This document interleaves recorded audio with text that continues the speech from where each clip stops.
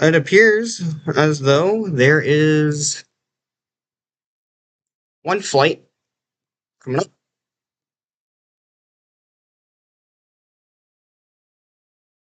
Um, which of course means only one thing. Hello and welcome to today's live coverage of New Shepard's 38th flight.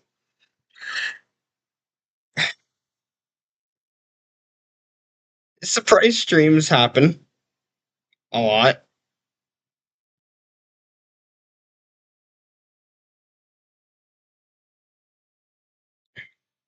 Ish. I was not expecting to be able to do this one, so this is kind of why it's a surprise stream for today. But obviously, as one can tell, here we are. Um, if you're wondering about stream source and everything, all of that is linked in, or all of that is credited in the source, or in the description. There we go. Fuck. In the description of the stream. Um, Again, this is New Shepard's 38th flight, and it's scheduled to begin in about 29 minutes from now.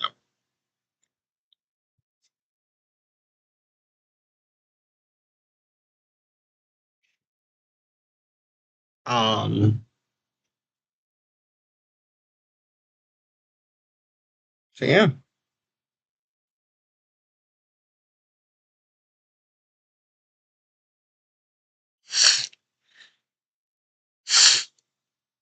New Shepard is a one-staged rocket comprised of two parts. The first part is the rocket itself, which is reusable, and the second part is the crew capsule, which can hold cargo and or crew.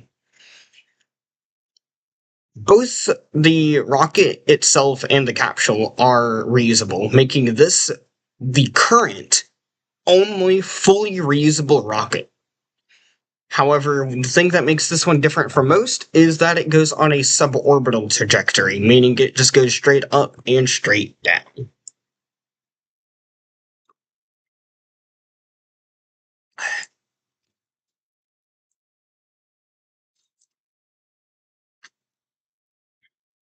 Today's flight will be carrying four crew: Tim Drexler, Linda Edwards, Alan Fernandez, Alberto Gutierrez, Jim Hendren, and Vara Stills.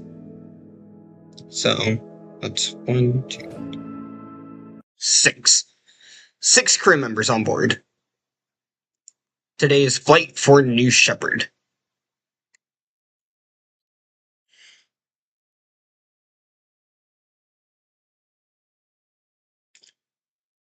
This is taking place from Launch Site 1 in West Texas. So I'll have to fix that up.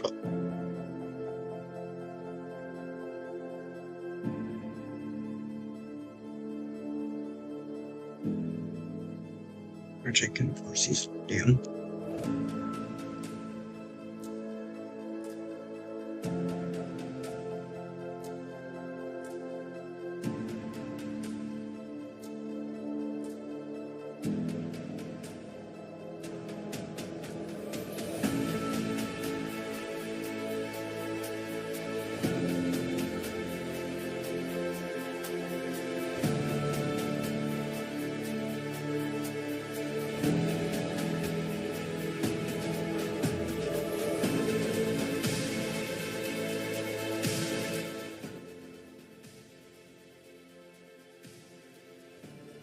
Obviously enough, closed captioning will not work on this stream, but that's just extra detail.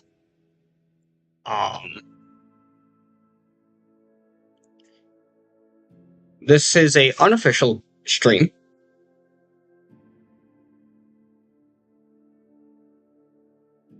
For New Shepard.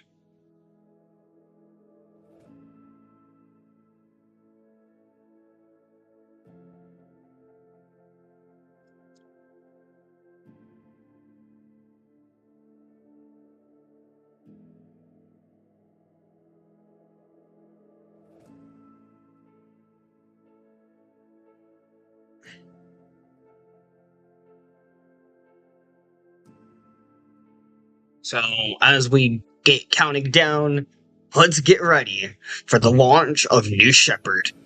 Go New Shepard, go NS-38.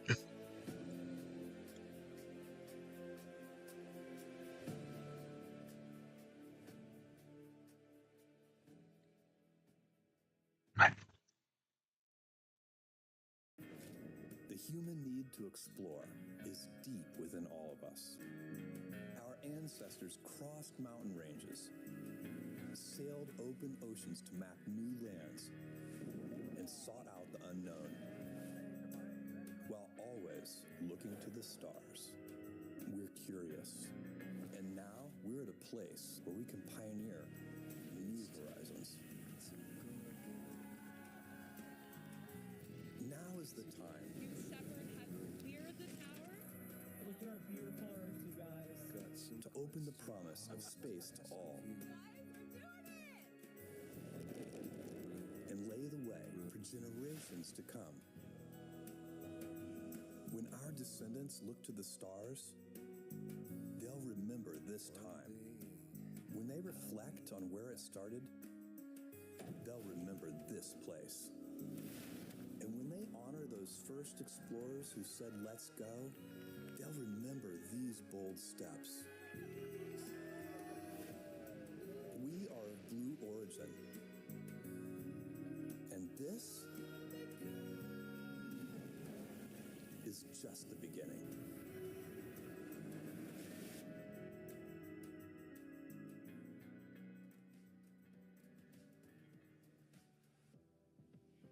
Hey friends, and welcome to NS-38. I am Tabitha Lipkin, and I am thrilled to be joined today by the one, the only, Matt Donovan, who is the Senior Director of New Shepard System Architecture. Matt, thank you so much for joining us today. Tabitha, it is so fantastic to be here. Today's going to mark our 38th mission overall, our 17th human spaceflight, and the first New Shepard mission of the year. An exciting way for us to get things kicked off in 2026. It certainly is, and for everyone watching at home, New Shepard is all about expanding access to space and delivering a truly life-changing experience, whether you're young at heart, or just somewhere in between.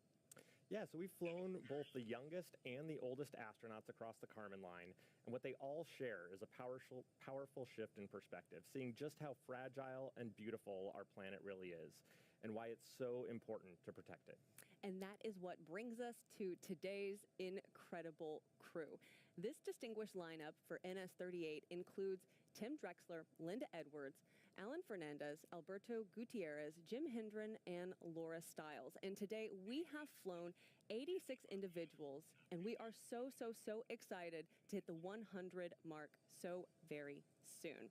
And that's where we get to really dive in and talk about the crew. This is my favorite part of NS-38, is getting to tell you about them and where they are sitting. So first up in our first seat, we have Jim Hendren. Jim is a retired U.S. Air Force colonel, former F-15 fighter pilot, and past commander of the 157th Combat Operations Squadron with multiple overseas combat deployments. Additionally, Jim is the founder of Hendren Plastics Incorporated, a global manufacturing company, a master electrician, a general contractor, an FAA licensed airline pilot, and get this, a dedicated public servant. He spent 15 years on the Brevet School Board and served in both chambers of the Arkansas legislature, including as Senate President pro tempore. A father of 4 and a grandfather of 12, Jim views this New Shepard flight as a natural extension of his lifelong passion for aviation, exploration, and service. In seat 2 today, we have Tim Drexler. Tim is the former owner and CEO of Ace Asphalt, where he spent 40 years building the family business into a major civil contracting firm. In 2002, he was recognized with the Ernst & Young Entrepreneur of the Year Award. After selling the company, Tim pursued his passion for aviation, becoming both a helicopter and airplane pilot.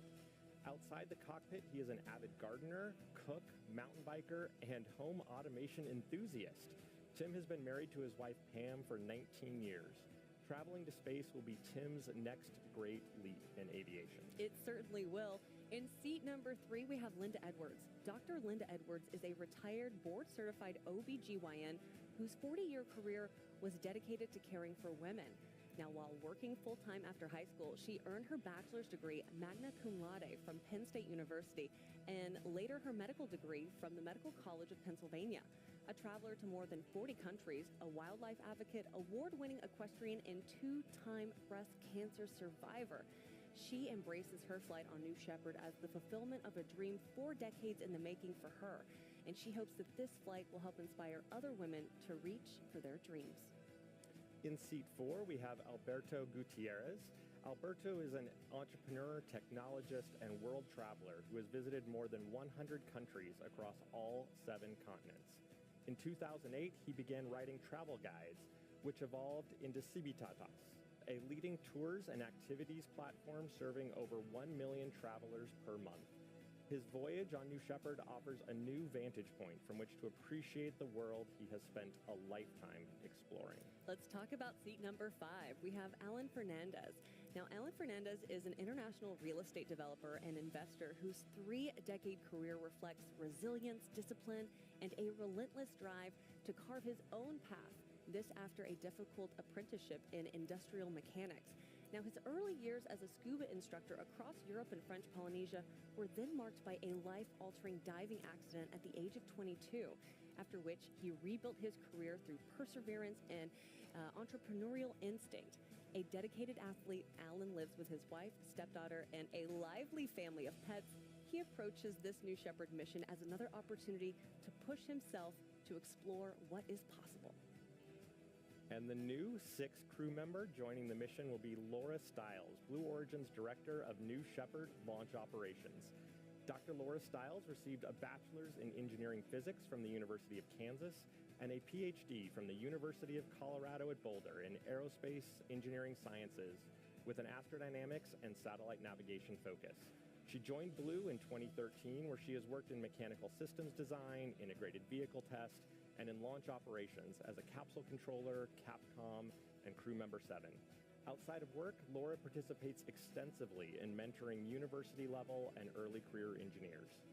She is an avid adventurer and outdoor enthusiast in her free time, hiking, paddling, and competing in triathlons. Laura is also a skydiving instructor and holds 2 world records in large formation skydiving.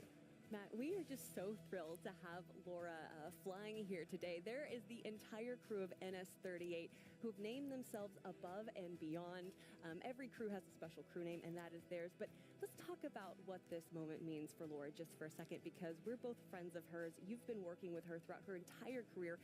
Can you tell me maybe a little bit more about your memories of working with her? Yeah, absolutely. I think, a couple things everybody at Blue knows about Laura. She brings energy and warmth to everything that she does. She is a positive light. Whatever role she takes on, she comes in, just lights up the room, and she has her dog Percy, who is part of New Shepard almost as much as Laura is. So much so that we even unofficially nickname one of our vehicles Percy after our mascot, her dog that's with her on all those amazing hiking adventures and exploration that she does. Yeah, she is just such a beautiful soul, and I'm sure the crew of NS-38 is so excited to have her there with them in the capsule, considering her history. And another cool thing is Laura, there she is. Look how excited she is, smiling ear to ear. She's also going to be doing some experiments, right?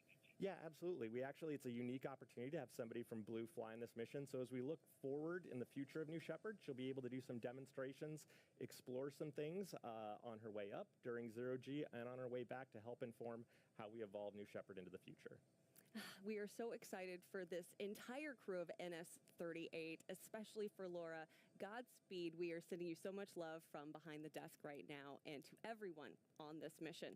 But a cool thing we got to talk about is the mission patch. So the NS-38 mission patch pays homage to the crew and Blue Origin's vision. The symbols embedded include the people in the windows representing our crew on New Shepard's 38th mission. The Karman line represents Drexler's ambition for space travel and viewing the final frontier. The Diamond DA-42S symbolizes Gutierrez and Drexler's love of flying. And then we got to talk about the F-15, which symbolizes Hendren's F-15 Eagle, which both he and his son have flown. Now, the stethoscope and female symbol represent the success and fulfillment Edwards has experienced in her medical career. A beacon of light piercing the atmosphere represents Fernandez's life motto: I beacon in the night, believe it, work toward it with strength and discipline.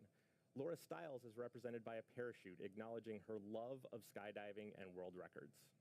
Such an awesome patch they're created by our own Chris Chamberlain and Zoe Brinkley. They always bring the heat on these patches, and they look so, so good.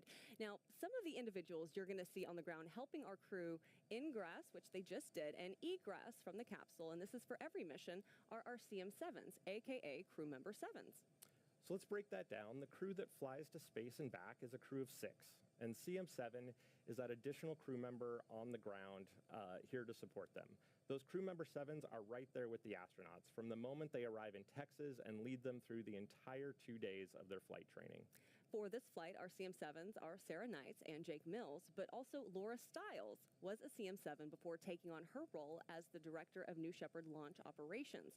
The CM7s are embedded in the mission, and they're the first to greet the crew once they return to Earth. So let's go ahead and take a look at these impressive individuals, our crew member 7s. Command engine start. 2. Crew member 7 is a very unique role at Blue Origin. And traveling to space is an incredibly life-changing experience. Oh my goodness. You want somebody who's guiding you through it that doesn't just understand the technical side of the rocket and the launch operation, but also has the soft skills to truly support you through this wonderful journey. That's why crew member 7 is so important. There are 6 people that fly on the New Shepard crew capsule. The 7th person is crew member 7. We have 2 crew member 7s for each launch. One of the crew member 7s, they are with the astronauts pretty much 24/7. They are staying at the village, they're training them. We have another crew member 7 that serves as capsule communicator. And that's the person who is back physically in the control room and is actually talking to the astronauts when they're in the capsule. Everyone on the crew member 7 team has to be comfortable in a really dynamic operations environment. You have to be unflappable in anything that might come your way. We have folks from NASA, we have world record holders for skydiving, a nuclear submarine officer. It's truly a very diverse set of people bringing unique skill sets to the table. The most important role for crew member 7 is to instill confidence in the astronauts that we fly on New Shepard. And really that comes down to a very good training program. Safety is absolutely paramount to everything that we do here at Blue as we build this road to space. We have a crew capsule mock-up where we run through full mission simulations. Separation confirmed. You are free to unstrap. So the only surprise on launch day is the incredible view outside of those windows. This is nuts! Where they can look at the Earth and be changed. Oh. And bring that feeling back to Earth with an inspiration to protect the Earth. Because that's what we're doing this for. We are doing this for the benefit of Earth.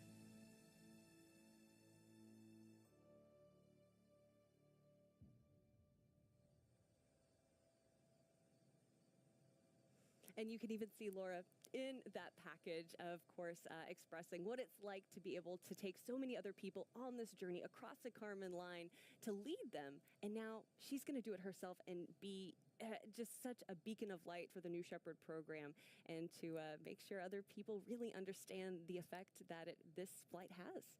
It's an amazing opportunity for her to get to do this and then share it with others. Yeah, so big shout out to our team over at Launch Site 1.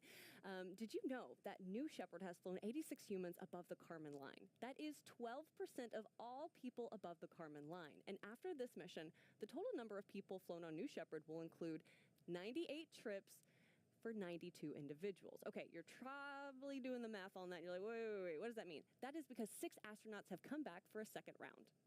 Tabitha, we're seeing so much success with our human launches because New Shepard really offers the astronauts that life-changing shift in perspective. We're now operating 2 human-rated vehicle stacks to better meet our customer demand, and we've got additional vehicles on the way later this year.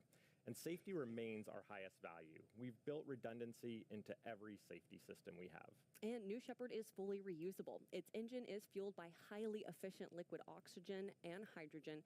And during the flight, the only byproduct is water vapor with no carbon emissions. It really is a pretty incredible vehicle that systems have flown 37 times, and hopefully today we're going to make it 38. That is right. So, Matt, while we have just about a minute and a half here, let's talk for a moment about the cadence and reusability of New Shepard. Yeah, reusability was really that holy grail for spaceflight for so many decades, and then it became possible, and now it's just become a regular occurrence. And it's so exciting that New Shepard is part of that.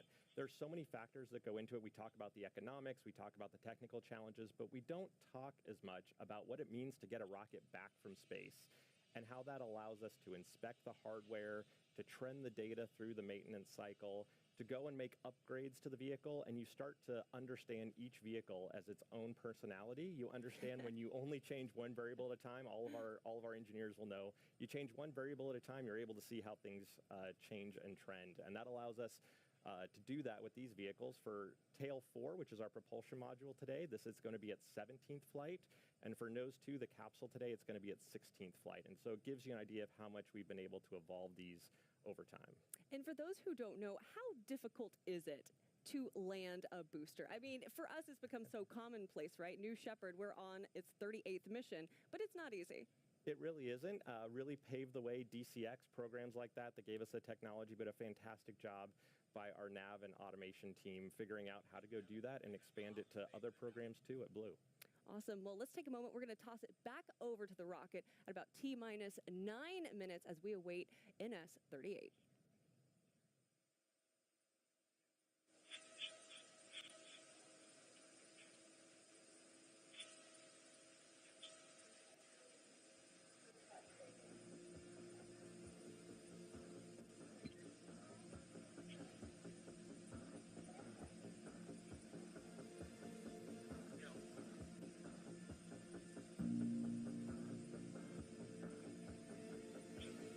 Nine minutes and holding. This is typical of Blue Origin vehicles.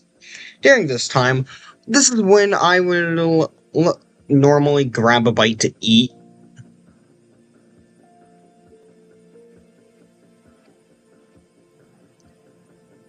Because, it does take that long for them to, get shit going again. While we're talking about this window here goes to 3:30 p.m. Central Standard. So it is a... All right, guys, if you are just joining us, we are at about T-minus 9 minutes exactly to NS-38. You will notice we have entered a hold, so we're going to have a little more time than just the 9 minutes. And we've entered a brief hold here while we wrap up final preps for launch. Right now, you've got a couple of our cams there looking at New Shepard out on the pad.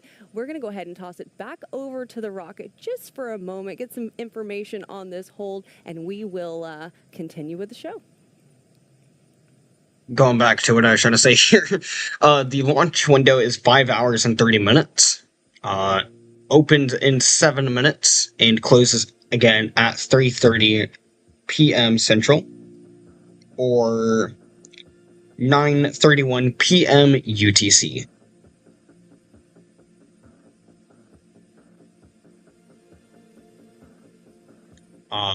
This is a suborbital launch for New Shepard. And again, like I said, I will be back. I'm gone. This one right here shall take over.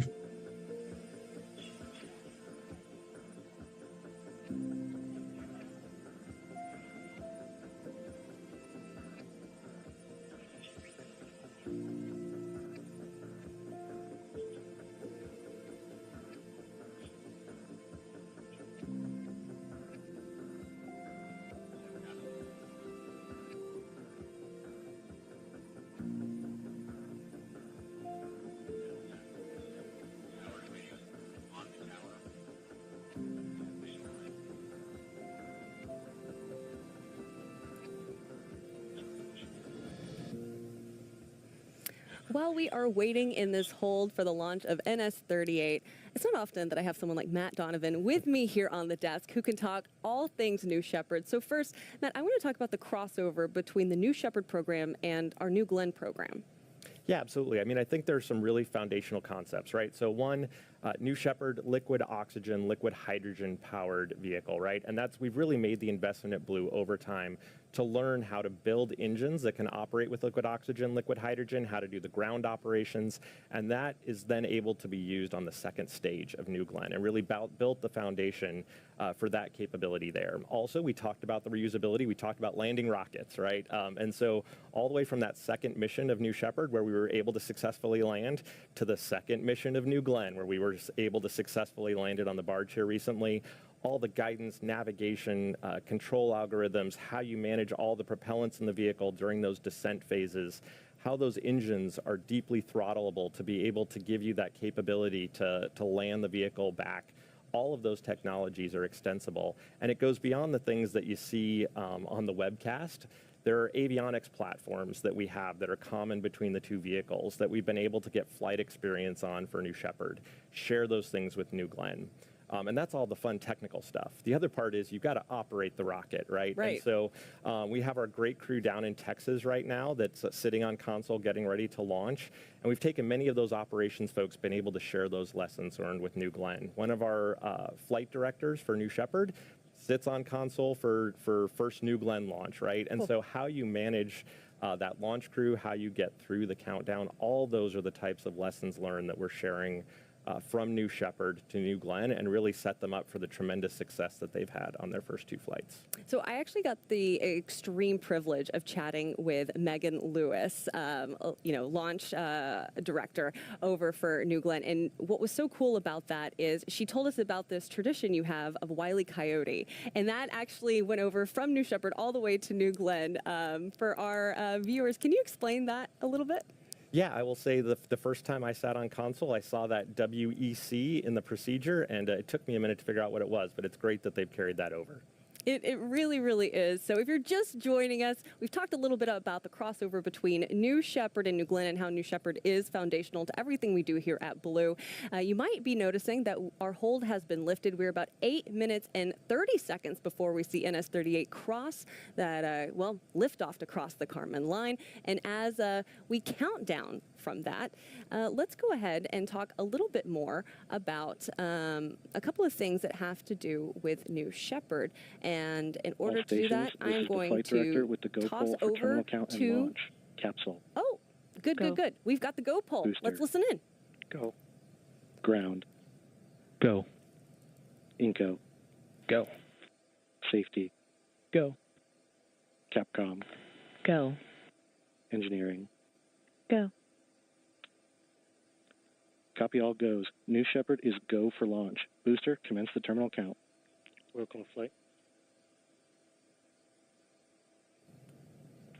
Controllers, drop UHF voice. We love to hear that, Matt. We are a go for launch. How are you feeling right now? What are you typically doing in this moment? So it was a great replay of our go pole. Typically, I'm on our mission management team, so I'm sitting there in the back room down there making sure we're getting through all of our flight readiness reviews, that things are going well in the countdown. If anything comes up, we're there to help the launch team get through that. So it was great to hear them get through that terminal count go pole. And I want to say it's great to be here because we've got Mike Marhill down there covering for New Shepard today. Hey, shout out to Mike right now, who is out in West Texas. And of course, NS-38 will take to the skies and beyond from Van Horn, Texas. So while we have a moment, let's actually take a closer look at the town home to New Shepard's team out west.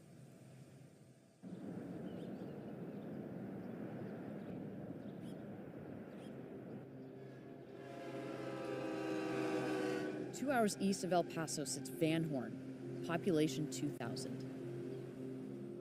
This small town lies on an isolated edge in the high desert of West Texas, with epic views in every direction. Breathtaking sunsets, a seemingly endless horizon, hiking trails, untouched lands, and natural beauty. It's our home away from home, and when we're here, we get to take part in the local culture.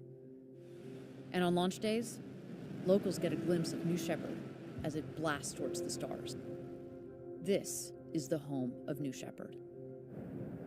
20 miles north of Van Horn's Main Street, Blue Origin occupies a majestic valley as far as the eye can see.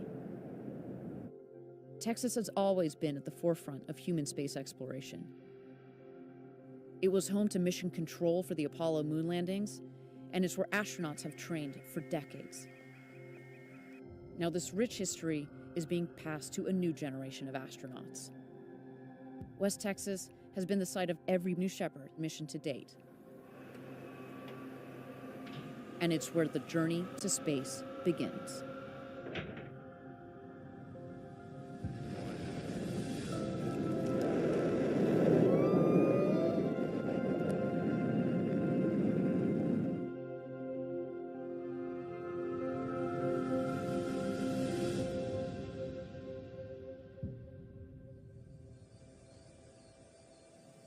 I love it every time I have the opportunity to go out west to West Texas, whether you're, having a drink at the El Cap or hiking Guadalupe Mountain, the tallest point in Texas. I know it's one of your favorite places to go out and visit too, right? Absolutely.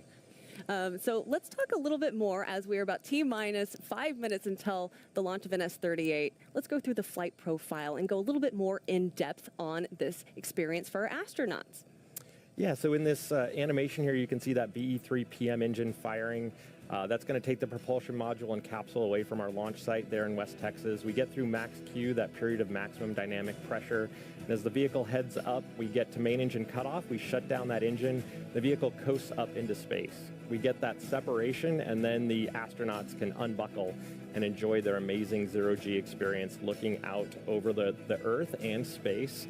Now, the propulsion module and the crew capsule are actually two different shapes. That's on purpose, so that aerodynamically, that PM, that propulsion module is going to come back more quickly. We get through the aerodynamic surface deployment, and then at what seems like the very last second, that engine fires, those landing gear come out, and the PM comes back to Earth.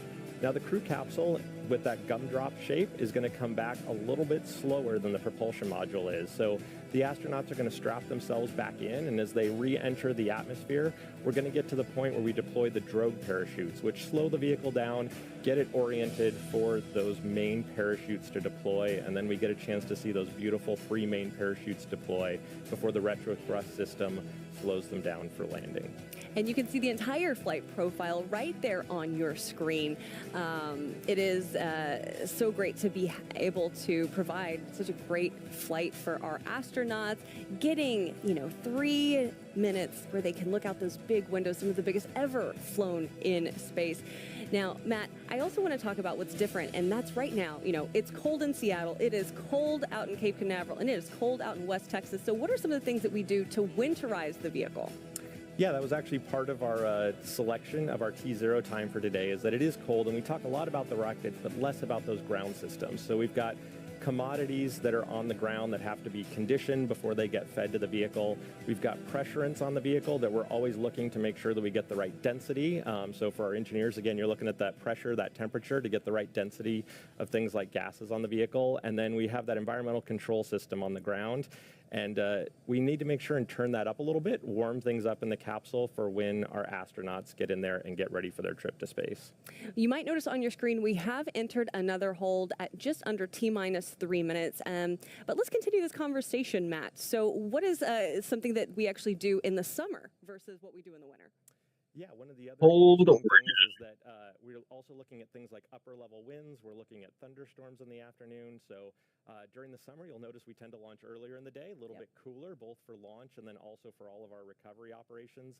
Then we're also looking for all those upper level winds, trying to trend those, everything that the vehicle has to fly through on its way up and its way back down. And you actually see those shift seasonally throughout the year. All right, so we're about T-minus just under 3 minutes as we are in a hold for NS-38. Again, the crew of NS-38 is Tim Drexler, Linda Edwards, Alan Fernandez, Alberto Gutierrez, Jim Hendren, and Laura Stiles. In this moment, we're going to toss it back over to the rocket, get a little more information, and come back to you guys.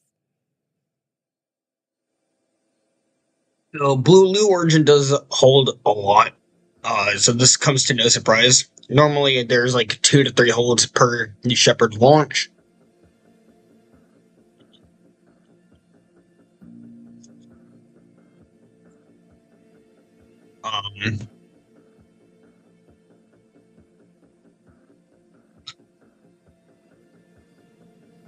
But they always do eventually leave the ground. Does it suck seeing this? Yes, it does. It is annoying, and I fucking hate it, but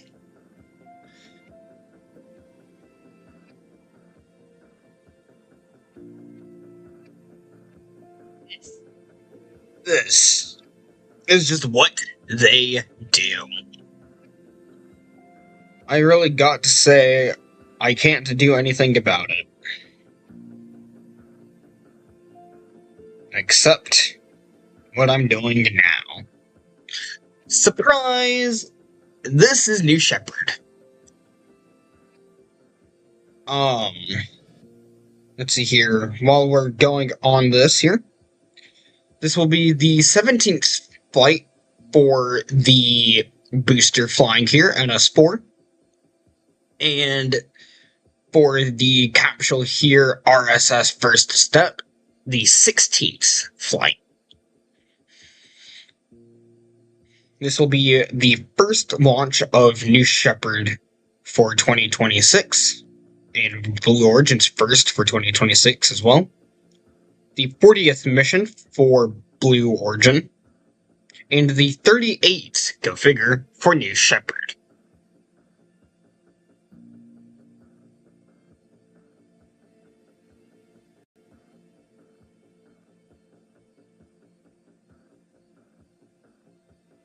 We are again currently in a hold at T-minus 2 minutes and 54 seconds. Blue Origin does hold quite a lot.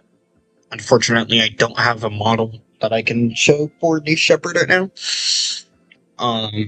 Those are wicked expensive, and they also don't really go that much into detail about what they can and can't do. But they are, New Shepard itself is a cool rocket. I gotta say.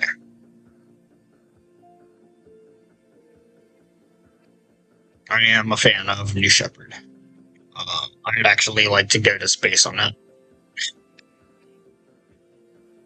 I think getting that experience would be kind of cool.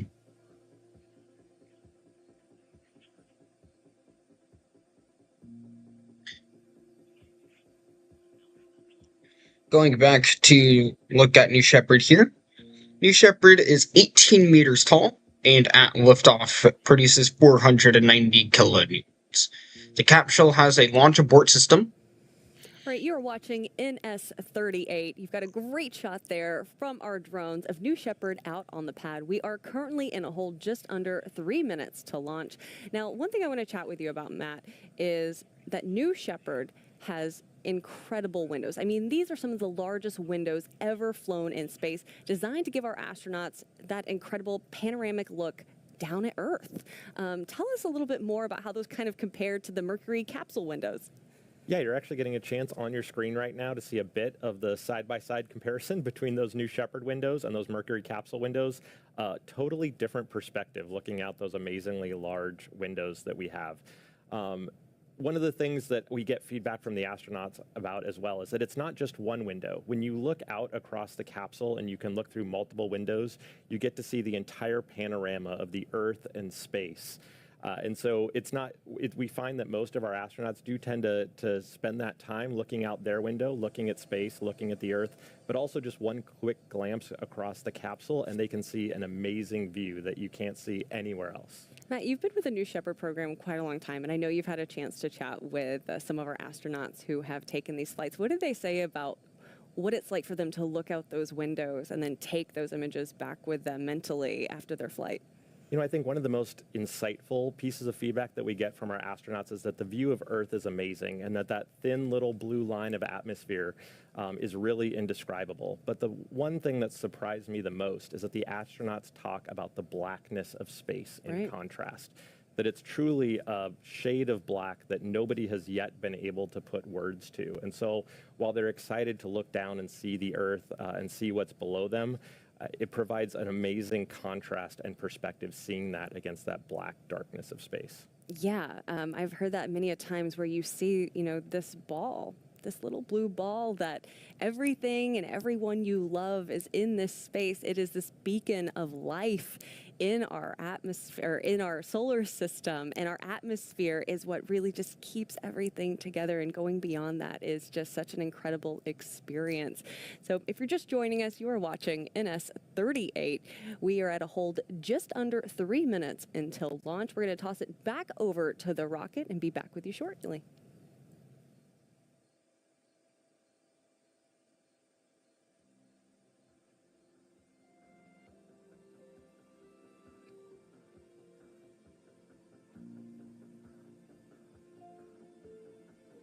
Again, this flight is suborbital, meaning it will only go straight up and back down to Earth.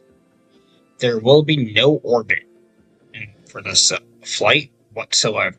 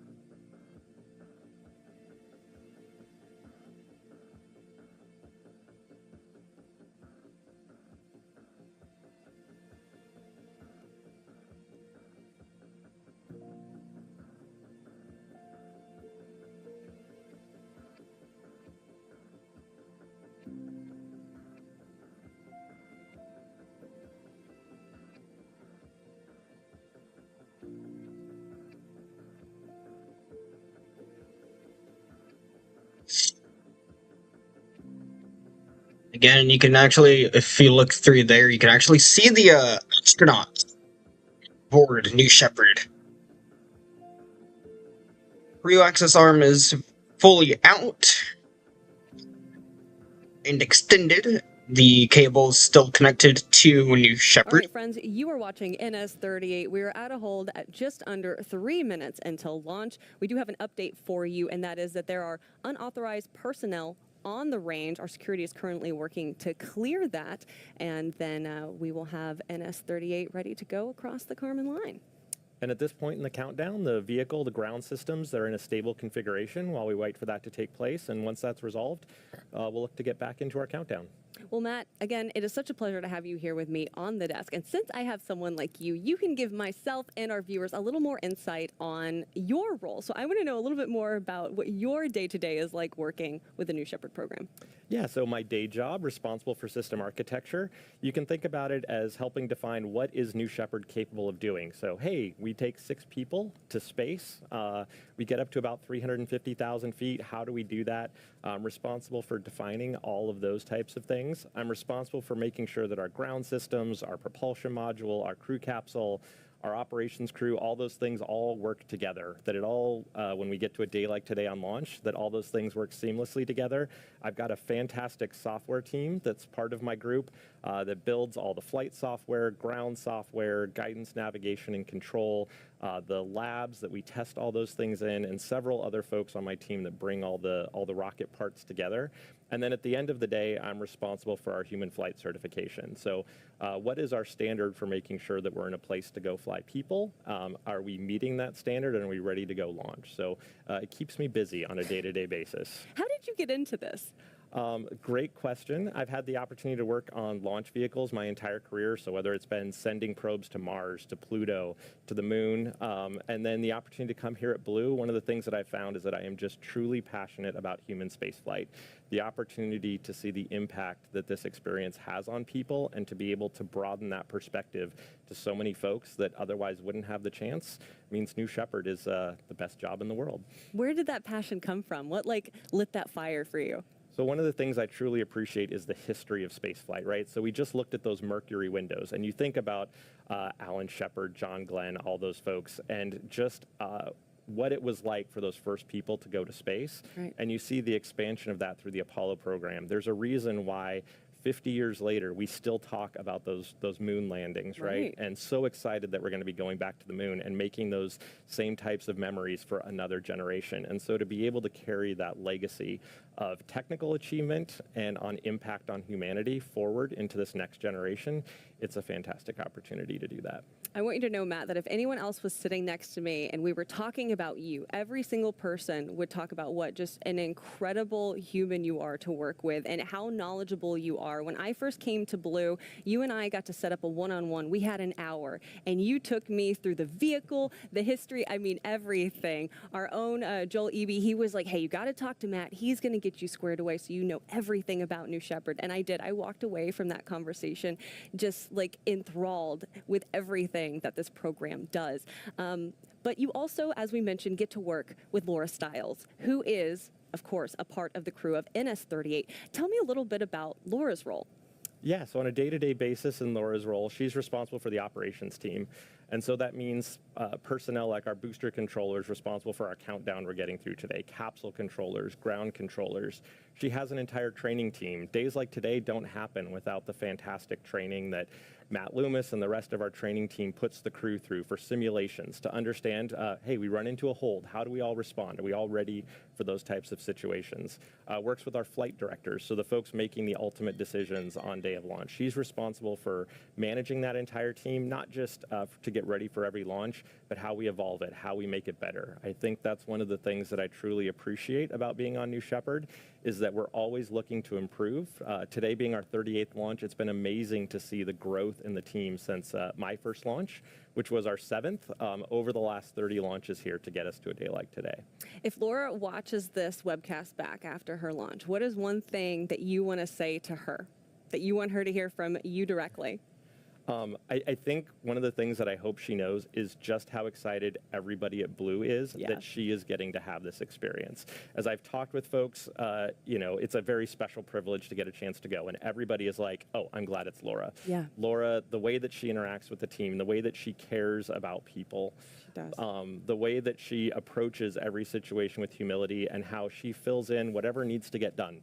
That's one of the great things about Laura. When I got the opportunity to train as a pretend astronaut, I still have the memories of her coming rushing through the desert, running to make sure, like, are you guys okay, as we were pretending to, you know, have landed, right? And so just the passion and energy that she brings to everything, I hope everybody knows that. For our viewers who might be like, what do you mean pretend astronaut? Do you want to describe that? Absolutely. So one of the other pieces of great feedback we get from our astronauts is just how well the training over the 2 days before launch prepares them for their experience. Well, again, just like we talked about training our launch crew, we got to train our trainers. Right. So we've talked about these crew member 7s. And so these crew member 7s also have to go through a training and certification process before they're in those roles to go do that. So Jake Mills, our crew member 7 for today, he went through that training and certification. Sarah Knights does a fantastic job leading that team. And so they've got to practice on somebody. So we have, we call them astronauts, N-O-T-S at the end, for the folks that are not actually going to space, but several of us have had the chance to participate, and we're there to help train the trainers, to give them feedback, to challenge them so that no matter what the experience is, they're ready to go and give our customers an amazing time. Yeah, and you can see our astronauts of NS-38 today. This is some of the footage of the training that they've gone through over the past 2 days, practicing everything, making sure they know all of the steps for the day. Such a critical part of the mission as well. And I know our director, Sal, who is at home, actually, he is awaiting his 3rd child who might be born today. We have to give a shout out to him. He is the one who makes sure that we always have such great footage over the 2 days of training. We work with our teams down in Texas, and then we're able to deliver that here on our webcast. So I just wanted to give a quick shout out to Director Sal right now. We are so excited for you and your entire family. While we're still in this hold, we're at T-minus just under 3 minutes. We're going to toss it back over to the rocket and be back with you guys shortly.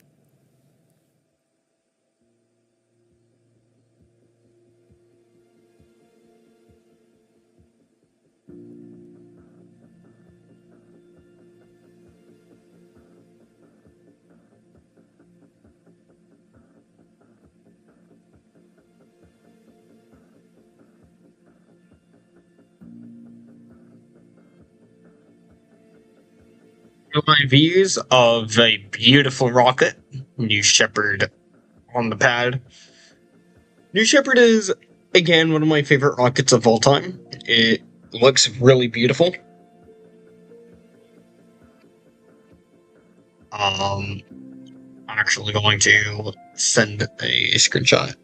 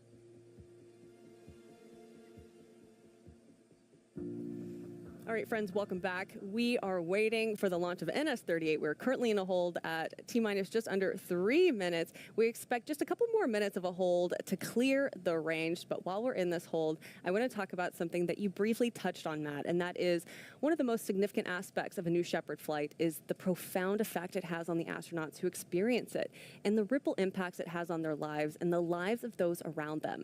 This transformative experience is often referred to as the overview effect. Yeah, so the overview effect is really a cognitive shift reported by many astronauts who have viewed Earth from space. This phenomenon encompasses a range of emotional and intellectual reactions, some of those including just an overall sense of unity, having the ability to observe the Earth without any national borders, which fosters a deeper sense of global unity. Some people report just seeing the fragility of Earth. Many astronauts report that that thin layer of atmosphere I mentioned earlier and the finite resources become starkly more apparent when they're looking out those windows, and it really helps emphasize the need for environmental stewardship. Some report just overall personal transformation, that it just has a profound change in their perspective on life, leading to a greater appreciation for the planet and a renewed sense of purpose back here on Earth. And that's such a huge part of what we do, of course. It's the impact that New Shepards and the flight has on astronauts after a journey aboard New Shepard. It's just more than a physical adventure. It's really a journey of self-discovery and profound insight. The experience, it often leads to like this heightened sense of awareness, like this greater consciousness of global issues such as climate change, poverty, and conflict. There's also this sense of inspirational leadership. Like many of the astronauts return with, I guess what you call like a renewed mission to contribute positively to society, often becoming advocates for space exploration and environmental causes. And then, you know, finally, there's like this emotional reconnaissance, like seeing, as you mentioned, like this beauty and this fragility of Earth from space that can really evoke a powerful emotion, leading to a deeper connection with the planet. There's one astronaut who can speak to this that some of you might recognize, and that astronaut is William Shatner. Yeah, so let's hear from him directly about his experience. Oh my God. Oh, wow. I can't believe this. Everybody in the world needs to see.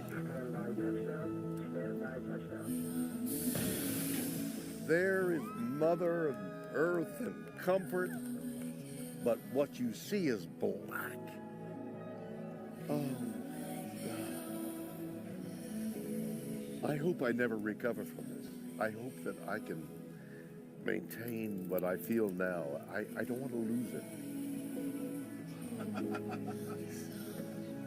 What you have given me is the most profound experience I can imagine. I'm so filled with emotion about what just happened. Jeez. Oh my God. It was unbelievable. Oh, I'm telling you.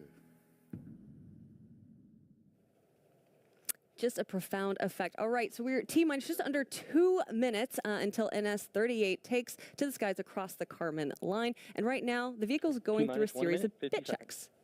Yeah, now that we're back into the terminal count sequence, you can Transition see to the onboard bridge hydraulic retracting right there. We've retracted the sunshades, and that gets it out of the way for the vehicle to fly by at launch. And then these built-in tests go through and look at key systems like the aft fins, like the thrust vector control, make sure that we Executing get aft through fin all of our built-in test. slews of those Engine thrust systems, vector get control, to our built-in limits, and that test we've got a being worked. healthy vehicle before we fly.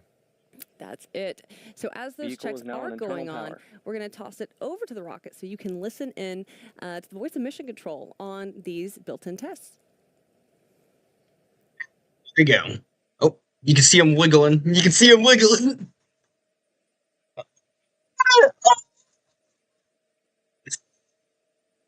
So those pit steer, those are basically the Griffins on New Shepard.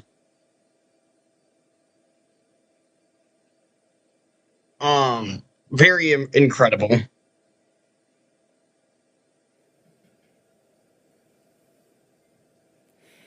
All right, at T-minus just under 40 seconds. Propellant tanks are at flight pressures. You can hear that the propellant tanks Switch are to in the onboard green helium. zone. I desert myself. Alright, that hurt a little bit. But here we go. Past 30 seconds. Thrust termination system is armed. T-minus 25 seconds. Here we go. All right, it is time to launch this rocket.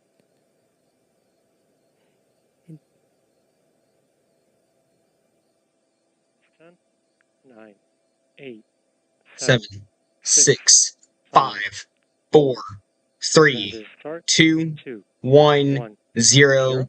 Ignition.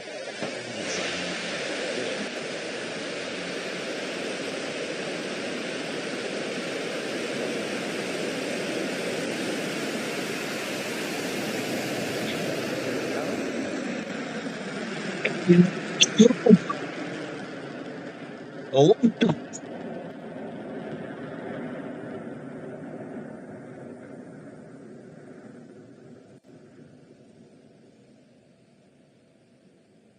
feet. Crew capsule passing 11,000 feet. All right, New Shepard has Medium throttle cleared down the for tower. Q limiting. Take a look on your screen. On the left-hand side of the screen, you'll be able to follow along with our telemetry, giving you Engine response altitude looks good. and speed. And then on the bottom right-hand side of the screen, you'll be able to see how far Max we Q, are maximum into dynamic pressure. NS-38's flight.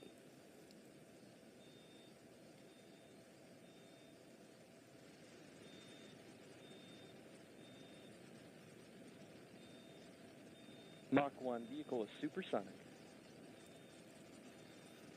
Engine back to full throttle. Chamber pressures look good.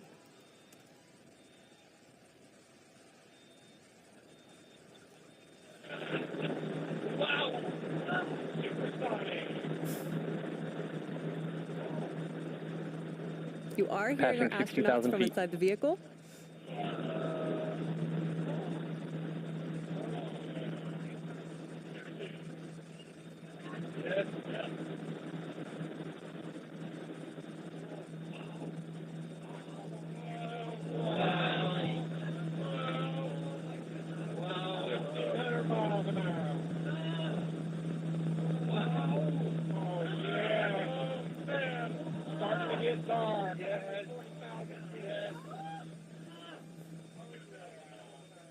Astronauts experiencing max ascent Gs. Begin throttle down, stand by MECO. Engine cutoff coming up. MECO confirmed. And main engine cutoff Goes main for engine MECO. cutoff. By separation. Stand by. Coming up next is staging. This will be the separation of the tail and capsule. Separation confirmed. Start your GoPros. Start your GoPros. And there it is. You'll notice the telemetry graphics have split. Capsule body rates look good. One for the booster, one for the capsule to follow their respective journeys.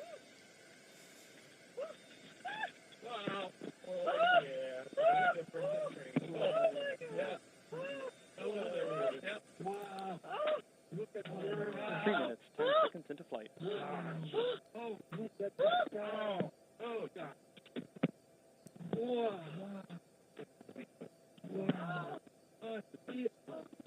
This they could actually experience it. What they're going through is something I want to do. Capsule has passed the Kármán line.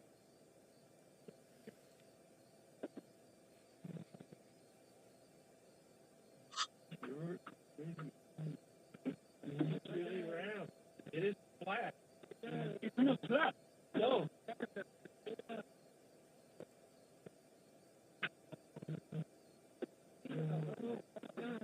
All right.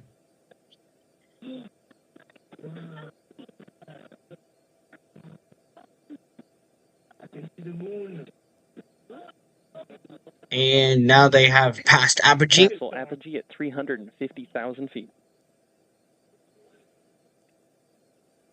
So now that they've reached Apogee, the capsule will start to go right back down.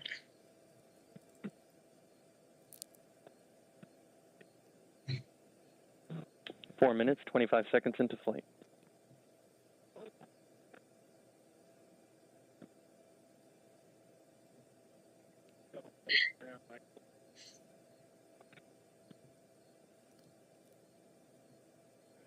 Despite the clouds, we've got a nice long-range shot of the capsule and the booster. 1 minute warning. That Capsule 1 body minute rates warning look good. is for our astronauts, knowing that they have 1 minute before they need to get back and buckled into their seats to return to Earth.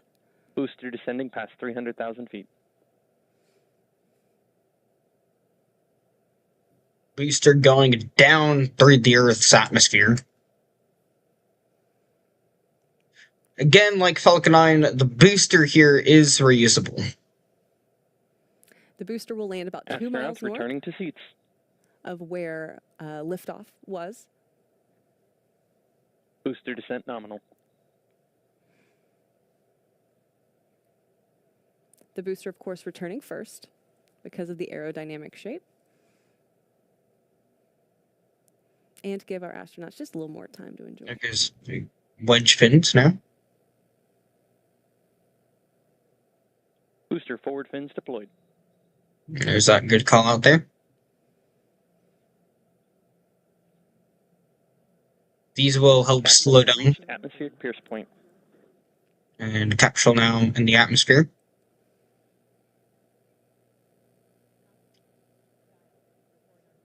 The wedge fins there, though, on the booster will help slow down the booster as it goes through the Earth's atmosphere. You were taking a look from a camera on our booster, pointed back down towards West Texas. Astronauts experiencing max G. Just over 6 minutes into NS-38. New Shepard's 38th launch.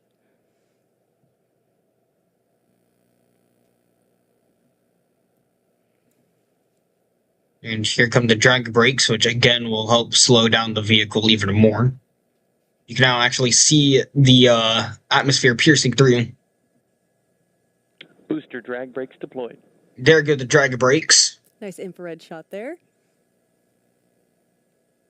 Approaching engine restart.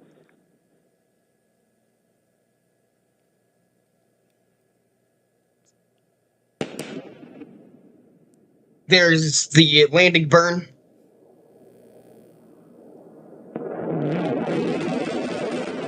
Engine restart. Landing legs deployed. Landing legs are out. It's hovering.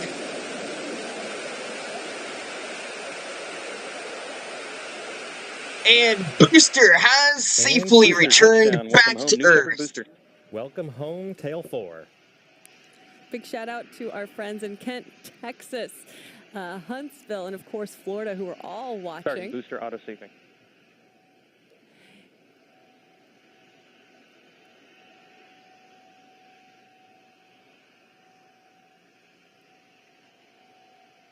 A little bit of a cloudy day out in West Texas as the cold front is moving in, but a beautiful shot of Tail 4 coming back into land. Again, 2 miles north from the launch pad. We're about 8 minutes into NS-38, New Shepard's 38th flight. Stand by, capsule drogue. We are looking to require a picture, there it is, of the capsule. There's the capsule here, and you can actually see the retro rockets. Capsule drogue deployment.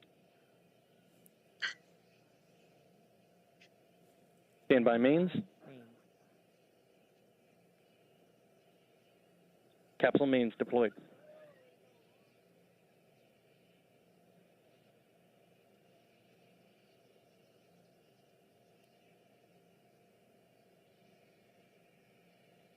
There you have it, 3 beautiful main chutes. Capsule mains inflated.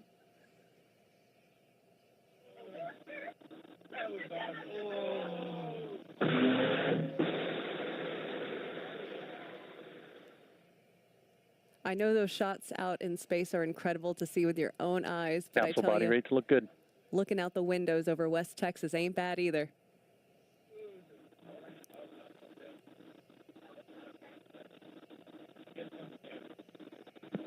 Blue Control, we're getting a thumbs down from Elvis. Capsule landing zone is within expected range limits. Blue Control copies.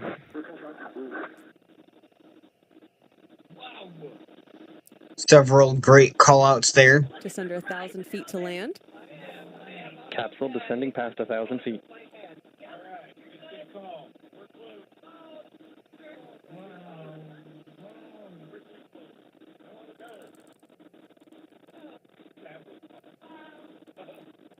TDS enabled.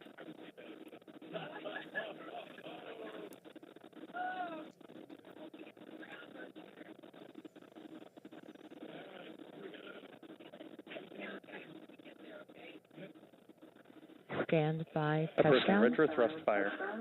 Stand by touchdown.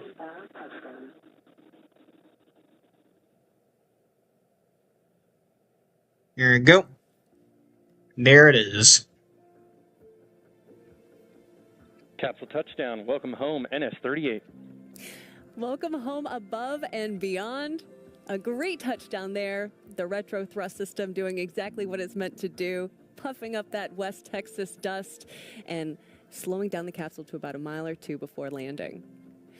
An incredible day to fly. Right now, the team is actually heading out in a convoy to, of course, greet our astronauts at the landing site, and that's when they're going to begin to safe the capsule and get ready to open the hatch. After that, we're looking forward to hearing directly from our astronauts about their experience. Now, Matt, for our viewers who might be tuning in for the first time, can you explain what it means to safe the capsule? Yeah, there's actually, again, New Shepard, an autonomous vehicle. So there's actually autonomy built into the capsule.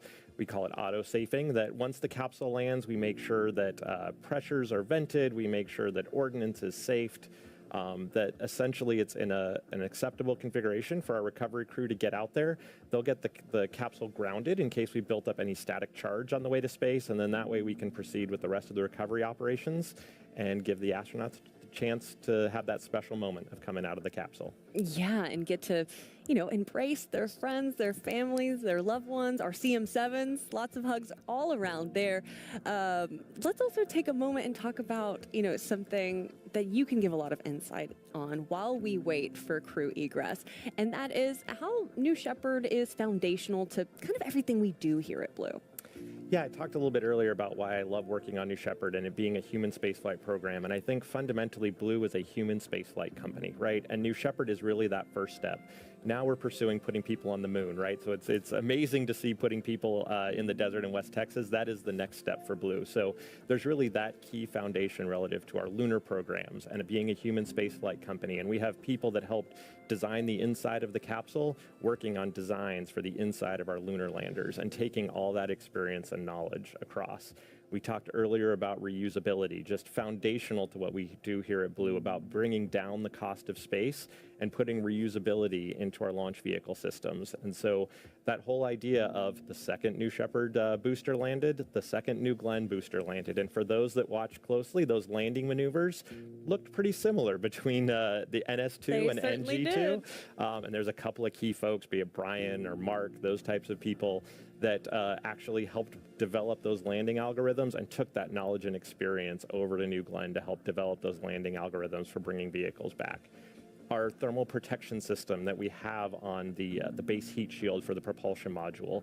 That is actually the same thermal protection system that's used on New Glenn. And we got experience with that thermal protection system, how it works and how it changes over time on New Shepard before we got to flying New Glenn. And now you see it in much larger acreage on New Glenn.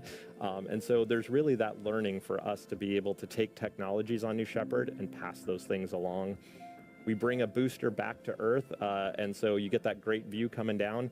Landing sensor technology, right? Same thing for that ability to take those things over to our lunar landing programs and be able to use a lot of those same algorithms for detecting the landscape to support how you land the vehicles. All those types of things are pieces we've taken from New Shepard that make the future of Blue more of a reality.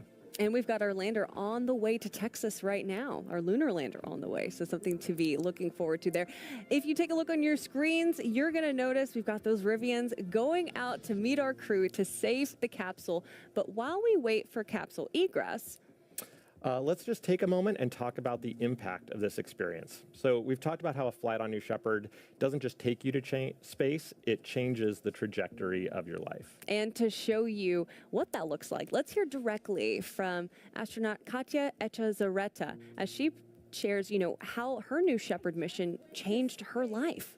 As the first woman from Mexico, my flight really truly was the catalyst for everything that I've done since then. Since my flight, one of the most important things for me was developing a nonprofit called Fundación Espacial. We aim to develop and create space-related training educational opportunities for students who are studying in Mexico.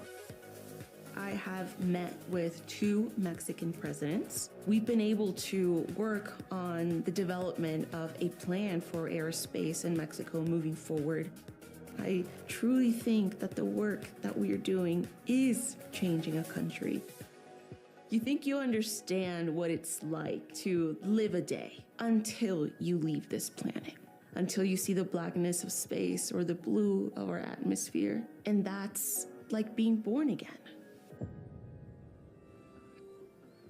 So really a transformative experience for her. Again, you are currently tuned in to NS-38. We are currently waiting for egress. You can see the capsule there in the desert, and our crew, there they are in those Rivians, heading out to save the capsule, which means we have just a little bit of time. And in this time, we get to talk about one of my favorite parts of Blue, and that is our nonprofit Club for the Future, which is focused on inspiring the next generation through space.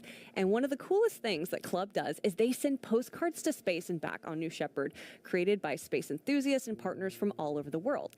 Now, today's NS-38 mission is carrying more than 20,000 postcards beyond Earth, including personal messages that represent, who we are and what dreams are and the dreams that individuals have for the future. So just like we've done on past missions, today's astronaut crew created their own postcards to take with them to space. Every time we fly astronauts, each crew member designs a postcard, something that's really personal to them and makes their journey beyond Earth special. Let's take a look at those postcards. Yeah, this is kind of foundational to the experience, having something like this that you make, something creative that you take with you to space and you bring back. This is something also I know that you've done and your kids have done as well. Yeah, absolutely. So you can see their postcards there. You got to decide, do you want crayons? Do you want colored pencils? There's so many decisions to make. Exactly. But yeah, my kids have made postcards. They've taken them to space. I was able to bring my son's middle school robotics team for a tour of Blue. They all made postcards. And it was amazing to be able to get them on the rocket, bring them back to them, and just seeing, even the teachers' reactions of like, I get a chance to participate in this, and it really connects people with the mission of what we're doing here at Blue. Yeah, you get to send something to space, and there's many ways to do this. This is something that anyone and everyone can do. We also have a really cool, I like this feature as well. It is a digital postcard tool that makes it super easy. There's Laura with her postcard. You can send your artwork to space, and if you want to do that and you're like, this is definitely something I want to do, or I know someone who wants to do, go over to draw.clubforfuture.org. This is really a great partnership because Club for the Future is all about inspiring and mobilizing future generations to pursue their careers in STEAM, be it science, technology, engineering, arts, and math, and doing that all for the benefit No of way, this is real.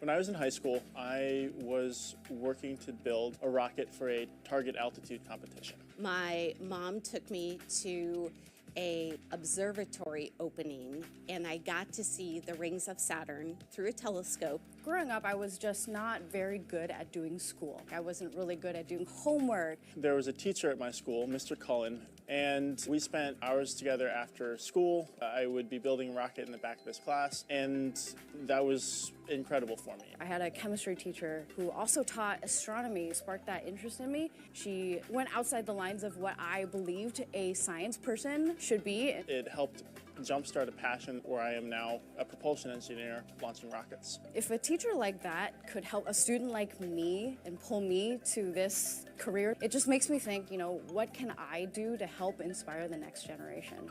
And that was life-changing for me. And that's what Club for the Future is really all about. At Club for the Future, our mission is clear: to inspire and mobilize future generations to pursue careers in STEAM, science, technology, engineering, arts, and math, and all for the benefit of Earth. We're here to create meaningful experiences that spark curiosity and ignite passion. We're teaming up with educators to make learning an adventure by creating space-based lessons for K-12 students. If we want to see millions of people living and working in space, space should look like all the populations of Earth. Our goal is to make learning about space more accessible for all. So we've joined with others to reach underrepresented students and underserved communities. But it's not just about what happens in your classroom. As Blue Origin's Club ambassadors, we're here to share our expertise and inspire students through speaking opportunities, events, and mentorship. Also, with our Postcards to Space program, kids can connect with the vastness of space and the future of our planet. Draw your vision of the future or write any message you want on a postcard and we'll launch it to space and back on a New Shepard rocket. Your postcard will be stamped, flown to space, and returned to you as a unique keepsake. So let's go. Let's dream big, reach high, and build a future where the possibilities, they're as Draw.club for the future. Yeah. Okay.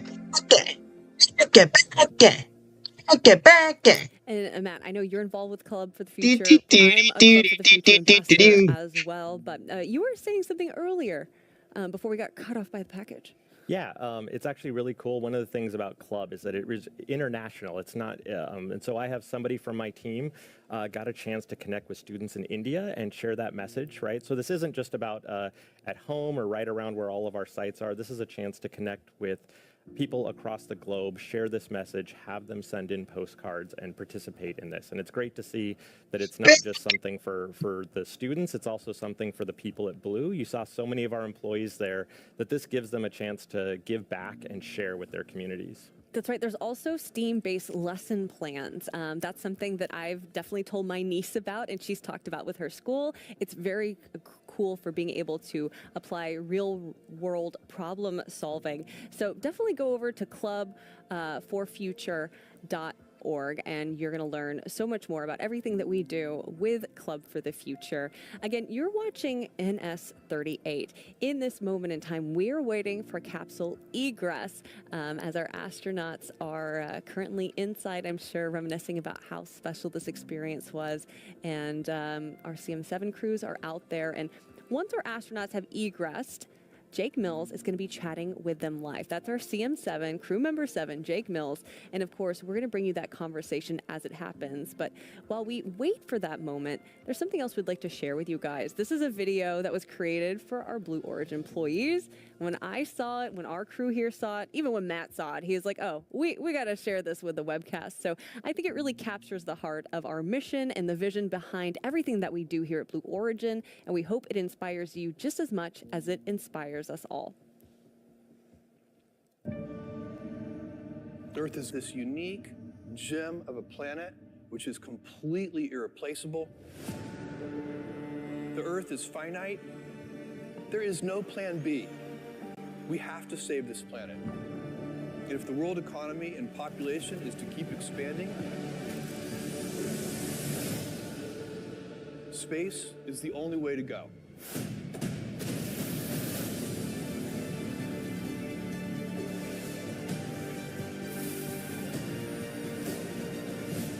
If we move out into the solar system, we have unlimited resources. We can have 1 trillion humans in the solar system, which means we'd have 1,000 Mozarts and 1,000 Einsteins. This would be an incredible civilization. And it's this generation's job to build that road to space so that the future generations can unleash their creativity. We're going to build a road to space, and then amazing things will happen.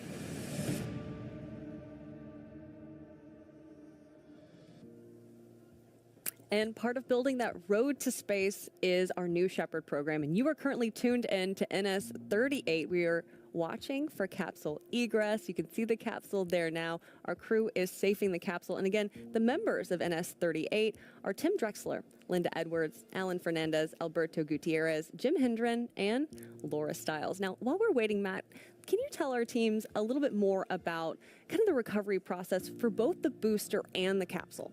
Yeah, absolutely. So we're looking at the capsule right now. We mentioned the auto-safing sequence. They've gotten through all the grounding. We're working to get the power turned off on the capsule. The astronauts are getting that special moment to just share inside before we get the hatch open. And while all that's happening off camera, our recovery vehicle, our HEMIT, is heading out there. And once we're done with all the activities at the capsule, it'll get the capsule up on the bed of that HEMIT and drive it back to the hangar. That's what we call the building that we process all of our capsules in.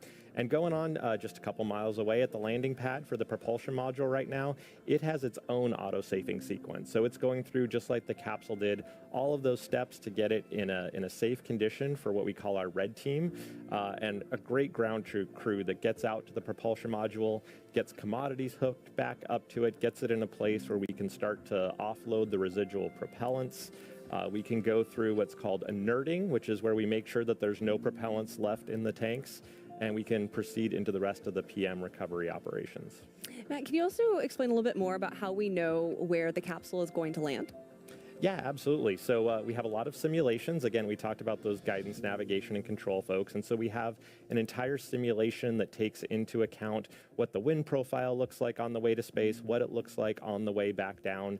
And they run those simulation models and then give us basically a dispersion of where the capsule might land. So that gives us a pretty good idea of where it might land. And then when we actually fly, when you're under those parachutes, you end up always somewhere in those dispersions that they give us. Yeah, it is always great to know where it is. I noticed last time I was looking, I was like, wait, there's already kind of a road out there. And they're like, yeah, because we know exactly where the capsule is going to be landing every single time. In these kind of final moments before, you know, the hatch is open and we do see the astronauts egress, again, we are waiting because we are going to hear from the astronauts themselves live. You know, what is the crew doing that we can actually see on camera? I see we've set up a table there. I know that friends and family are on their way in.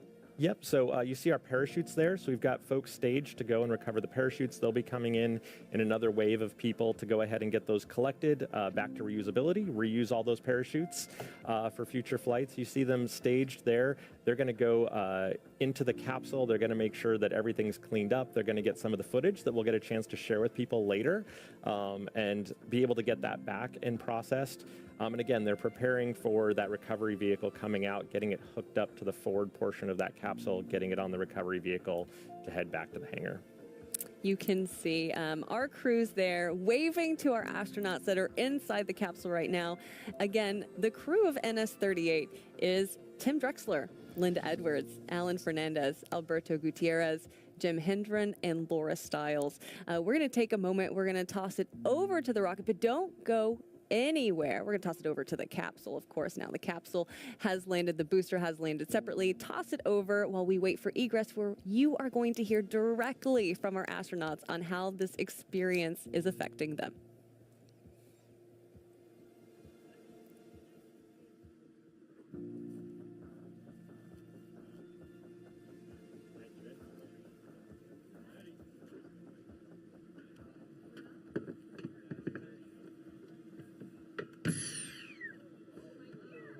Hey, we're back. Nice job, above and beyond. Can I get you anything in here before you come out? You good? Okay. Okay, we can bring a towel or some nausea medicine or anything in if you'd like.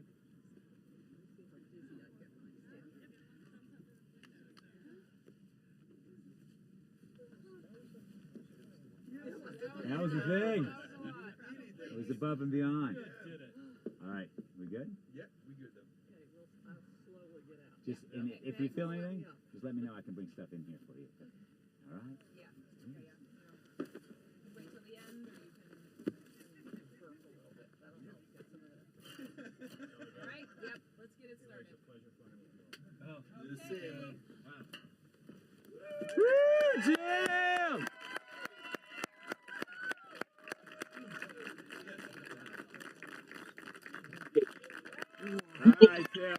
People walking out of the capsule.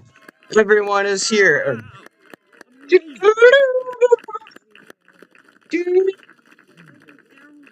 I'm fucking stupid, man. Yeah, you look good.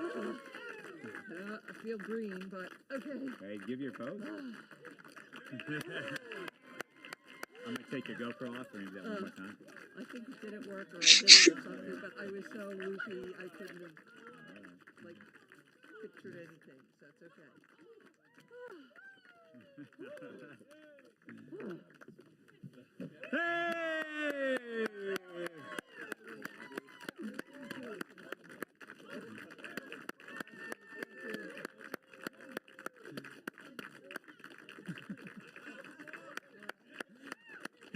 there. What? Nice job. Come on. Beautiful. Thank you.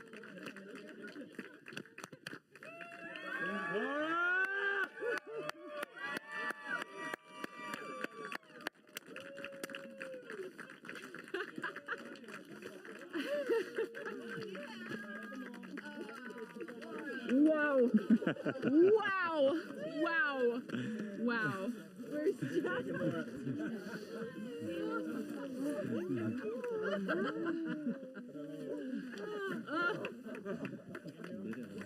Yeah. Oh. That's great lore right here, man. Oh. Oh my gosh. Wow. That's incredible. Everything you dreamed of, huh? Yeah. I mean, it's hard to. All right, guys, you are watching NS-38. We just saw our crew egress. That is the crew of Tim Drexler, Linda Edwards, Alan Fernandez, Alberto Gutierrez, Jim Hendren, and Laura Stiles. An exciting day to go up and cross the Kármán line. In any moment, there we are. We've got our live interview. The man from the moon that ignited this dream 30 years ago that just came true today. Totally. I had to wait since 1992 to have that fantastic experience. You should see the deepness, the darkness of the infinity. Then you see the earth. You feel the speed, the separation. It's wow. It's amazing. It really is wow. And how about being weightless? I went right away upside down, and you don't feel to be upside down. You feel the weightless. It pulls you up to the roof of the capsule. It's wow, exceptional, exceptional. And thank you to you. Yes, thank you. Congratulations. Yes, astronaut Alan. Yes, yes. I'm very proud to be one of the 100. Yeah. One of the 100. Yes. Thank you so much. Yes, thank you. Thank you. Thank you. Thank you. Thank you. And then, of course, was our Jake Mills, CM7, interviewing Alan Fernandez, as he mentioned, getting to float upside down and be excited. We have another interview coming up here. Let's go ahead and toss it back over to Jake. Well, thank you. You spent so much time in the air, both as an Air Force pilot and a civilian pilot. How did this flight compare? Nothing I've done compares with this, and I've done some, like you said, afterburners and supersonic, but nothing like this. This is unbelievable. Yeah, you're no stranger to breaking the speed of sound. No. This time you're 3 times the speed of sound. Yeah, and to my son, I would just like to say, Dad has the title again. So good luck. There it is. Congratulations. Congratulations. All right. Thank you, guys. Jim Hendren, who is both a helo and airplane pilot. And finally, Laura Stiles. You've dedicated your whole career to making this possible for so many people and everybody that's flown on New Shepard. Yeah. What does it mean to you to kill yourself today? I mean, this has been in the 2 short days that I've known this is going to happen. Just the whole gamut of emotions of, why isn't it Jake? Why isn't it? There's so many people who have worked so hard for so many years with all their heart, all their soul, and I got to be there for everybody today, and it's incredible. The ride is incredible. We've taught this training so many times, and it was so like, oh my God, the G's and the movement and going through the clouds and the earth against the blackness. We saw the moon. Oh, wow. Right at SEP, we saw the moon. And just things you can't have pictured or imagined what it would be like to be up there. Well, Team Blue is in full force watching you right now. Do you have any message for them? It's not the last tears they're going to see for me. Thank you so much. I'm so honored. I am feeling more love than I've ever felt in my life. And to be able to do something like that with all of these amazing coworkers and people, it's going to take a long time to process what just happened. But you guys, amazing, Laura. You guys are the Congratulations. best. Way to represent Team Blue. That was amazing. Thank you. Yeah. Should we find some more crew? Yeah. All right. Tim. What was it? You're tearing up. I'm tearing up. I am. No, that's really special. Yeah, I mean, Laura, you were just such an incredible person. You were so deserving of this experience. And even in your interview there, just being able to share just such a raw emotion with us all on how beautiful that experience is, not just for you, but for everyone who gets to go. So we're all so honored that you flew today and get to share that with us. And for our entire crew, for all 6 of our astronauts, it has been such an honor to fly you to space today and back. Again, the crew we have is Tim Drexler, Linda Edwards, Alan Fernandez, Alberto Gutierrez, Jim Hendren, and our own Laura Stiles. And for those of you dreaming about your own adventure after those interviews, I don't see how you couldn't be. You can experience yourself. You don't have to just watch it on the webcast. Go ahead and scan the QR code on your screen. Head over to blueorigin.com and click Fly to Space. Your own journey beyond the Kármán line is waiting, and it is so much closer than you think. And if you want to hold a piece of today's launch in your hands, check out the Blue Origin shop for mission patches, gear, and more. Here's today's patch, the very one our astronauts proudly wore on their flight suits. That's right. They've got lots of good gear. Even this jacket I'm wearing, check this out. You've got stuff like this where we've got the blueprints of, there you go, of New Glenn, New Shepard, of Lunar, all that. So from all of us here at Blue Origin, for myself, Matt Donovan, and the more than 10,000 employees who make these missions possible, thank you so much for joining us. Until next time and our next launch, remember, Gradatum Ferociter.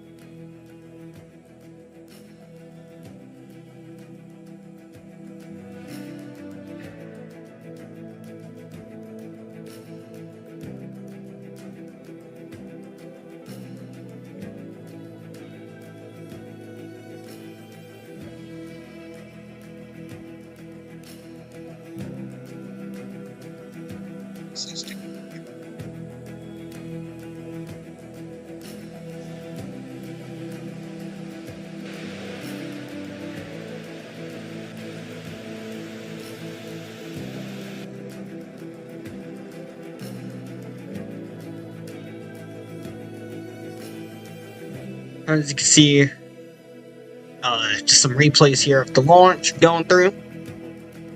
Here comes the landing of the Tail 4. Oh gosh. Look at how that thing just hovers over the pad. Moments before sticking a landing perfectly. And then the drogue chute. Immediately followed by the mains, which I guess they didn't show being deployed here. And then, of course, the crew walking out.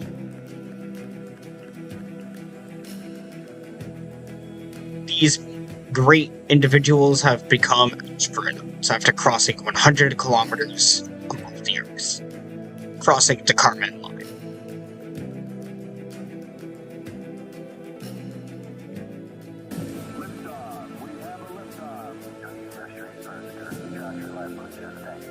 All stations, this is flight deck for our shuttle.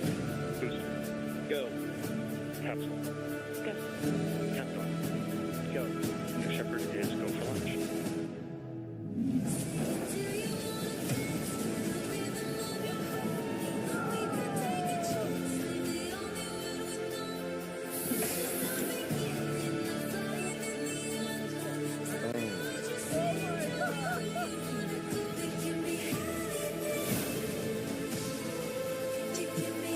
I get to go on one of these, guys. If I get to go on one of these, I swear, I promise, I will bring, because they let you bring an item. I promise it will go. They'll let you get one special item. That's it. Anyways, with that out of the way, the stream for Blue Origin is now over.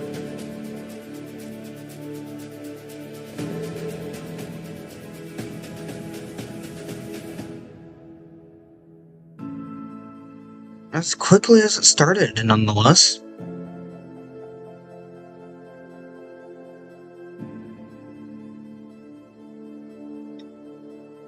A massive major success for Blue Origin. Huge congratulations to the Blue Origin team. Congratulations to the New Shepard team, and congratulations to the 6 astronauts on board New Shepard. A flight to space is no easy task. There's a lot that could go wrong, especially with crew. And today's flight, being a massive success that it was incredible to see. So, yet again, I would just like to say congratulations to the team. Congratulations to Shepard. Congratulations to the crew. Great job at Blue Origin. Great job at New Shepard. Anyways, it looks like now the stream's over, so I'm gonna go ahead and do that.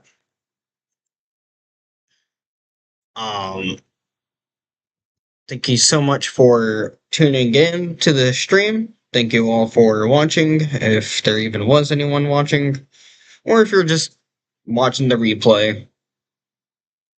Again, welcome in for that, I guess. This is